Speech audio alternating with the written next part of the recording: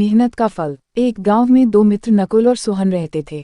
नकुल बहुत धार्मिक था और भगवान को बहुत मानता था, जबकि सोहन बहुत मेहनती थी।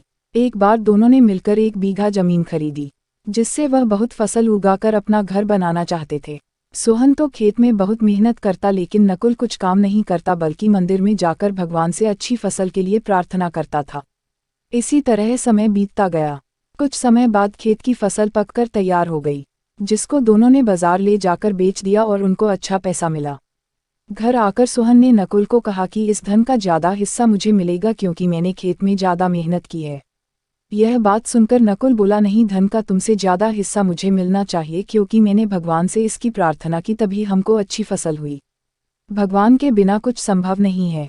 जब वह दोनों इस बात को आपस में नहीं सुलझा सके तो धन के बंटवारे के लिए दोनों गांव के मुखिया के पास पहुंचे। मुखिया ने दोनों की सारी बात सुनकर उन दोनों को एक एक बोरा चावल का दिया जिसमें कंकड़ मिले हुए थे। मुखिया ने कहा कि कल सुबह तक तुम दोनों को इसमें से चावल और कंकड़ अलग करके लाने हैं, तब मैं निर्णय करूंगा कि इस धन का ज़्यादा हिस्सा किसको मिलना चाहिए। दोनों चावल की बोरी लेकर अपने घर चले गए। सोहन ने रात भर जागकर चावल और कंकड़ को अलग किया, लेकिन नकुल चावल की बोरी को लेकर मंदिर में गया और भगवान से चावल में से कंकड़ अलग करने की प्रार्थना की। अगले दिन सुबह सोहन जितने चावल और कंकड़ अलग कर सका उसको ले जाकर मुखिया के पास गया, जिसे देखकर मुखिया खुश हुआ।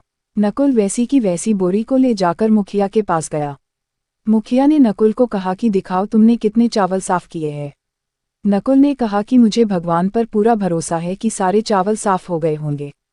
जब बोरी को खोला गया तो चावल और कंकड़ वैसे के वैसे ही थे।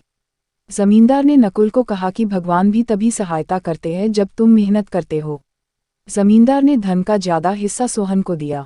इसके बाद नकुल भी सोहन की तरह खेत में मेहनत करने लगा और अब की बार उनकी फसल पहले से भी अच्छी हुई। सीख: इस कहानी से हमें यह सीख मिलती है कि हमें कभी भी भगवान के भरोसे नहीं बैठना चाहिए। हमें सफलता प्राप्त करने के लिए मेहनत करनी चाहिए।